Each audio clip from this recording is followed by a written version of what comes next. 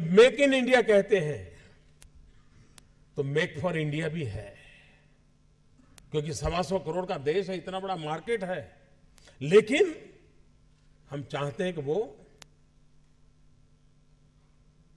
Full proof कैसे बने, आसान कैसे हो और सामान्य मानवी के लिए वो इजीली एक्सेसिबल कैसे हो।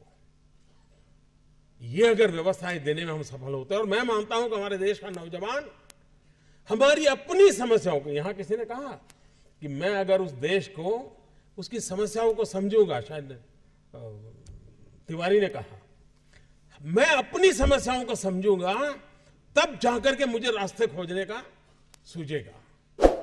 और ये जितना हमारा बढ़ेगा, देश के विकास के लिए बहुत संभावना है। उन संभावनाओं को लेकर के,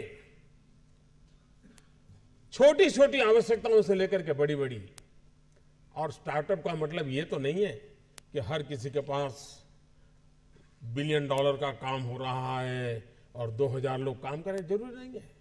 5 लोगों को भी अगर मैं रोजगार देता हूं तो मेरा स्टार्टअप मेरे देश को आगे बढ़ा रहा है।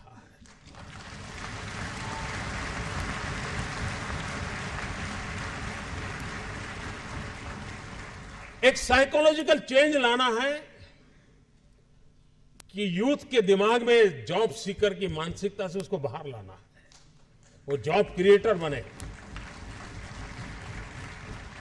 और एक बार उसके दिमाग में आ गया कि मुझे 2 लोगों की जिंदगी को संभालना है, वो कर लेगा।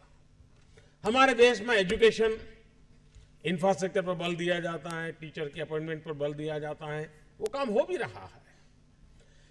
लेकिन समय की मांग है क्वालिटी एजुकेशन की।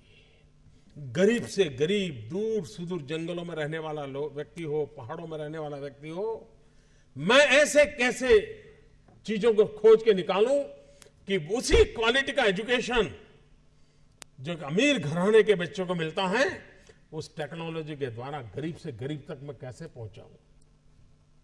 और देश तब बदलेगा कि हम समाज के आखिरी इंसान को इस सुविधाओं से लाभान्वित करके उसकी जिंदगी बदलने का अवसर दे। हमें उसको फीड करने की जरूरत नहीं पड़ेगी। अगर उसको क्वालिटी एजुकेशन मिलता है तो वहां भी ऐसे स्पार्क वाले बच्चे होंगे जो उठ करके खड़े हो जाएंगे और दुनिया बदल देंगे। हेल्थ सेक्टर, आज हेल्थ सेक्टर ज्यादातर डॉक्टरों पर डिपेंडेंट कम है, टेक्नोलॉजी पर डिपेंडेंट है।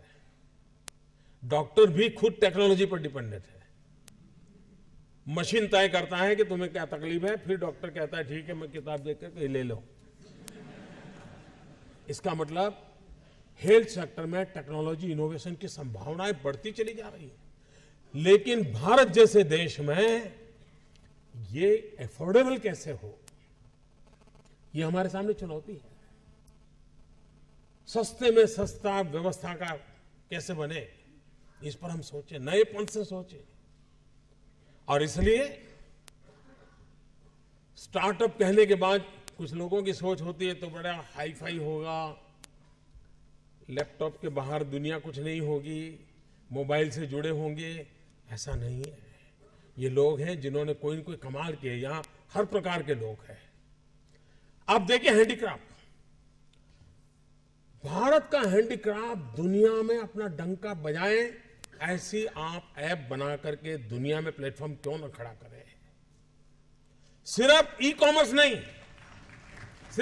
नहीं, हम उससे 2 कदम आगे कैसे जाएं और उसमें जैसी ग्लोबल रिक्वायरमेंट हो वैसे डिजाइनिंग भी प्रोवाइड करें, ताकि हमारा जो गरीब आदमी गांव में बैठ करके छोटी चीजें बनाता है उसको भी आइडिया मिला कि नहीं, ऐसा नहीं, ऐसा करो, यहां स्टिच मत करो, यहां करो, लकड़ी ऐसे मत रखो, लकड़ी ऐसे रखो। वो अपने आप बदलता रहेगा और आपकी रिक्वायरमेंट को पूरी करेगा। इसके लिए जो कनेक्टिविटी चाहिए, ये बड़ी रिक्वायरमेंट है। और ये काम आप नौजवानों के दिमाग से हो सकता है। और इसलिए मैं जब कहता हूं स्टार्टअप इंडिया, तो मैं मान के चलता हूं स्टैंड अप इंडिया। इसके लिए मुझे अलग सोच करने की जरूरत नहीं है। जिस देश के पास 800 मिलियन 35 से कम आयु के नौजवान हो, जिस देश के नौजवानों के पास टैलेंट हो, हाथ में हुनर हो, अपरंपार सपने हो और पूरी दुनिया में अवकाश ही अवकाश हो, क्या नहीं हो सकता है। आज मैं आईटी प्रोफेशनल से कहना चाहूंगा, विश्व के किसी भी दुनिया के देश के नेताओं से मैं मिलता हूं, दुनिया का कोई भी डेलीगेशन आता है, उनकी जो बातों होती है उसमें एक चिंता हर एक को सता रही है और वो है साइबर सिक्योरिटी। हर कोई परेशान है साइबर सिक्योरिटी को लेकर के। क्या भारत साइबर सिक्योरिटी प्रोवाइडर के रूप में अथॉरिटी बन सकता है? एक बार हिंदुस्तान का ब्रांड का साइबर सिक्योरिटी का सॉफ्टवेयर मिल गया, अब दुनिया की कोई ताकत उसको हिला नहीं सकती। ये कर सकते हैं क्या? मानव जात के लिए चुनौती आवश्यक है, क्योंकि सरफरे लोग तो हैं जो तबाही करने पर तुले हुए हैं, लेकिन हम मानवता को बचा भी तो सकते हैं। हमारे पास इस प्रकार के लोग हैं और ये भी सही है, भारत के पास मिलियंस ऑफ मिलियन प्रॉब्लम है, कोई इनकार नहीं कर सकता है। लेकिन एट द सेम टाइम मुझे इस बात का भरोसा भी है कि बिलियंस ऑफ बिलियन माइंड भी है। अगर मिलियन प्रॉब्लम है तो बिलियन माइंड भी तो हमारे देश में है।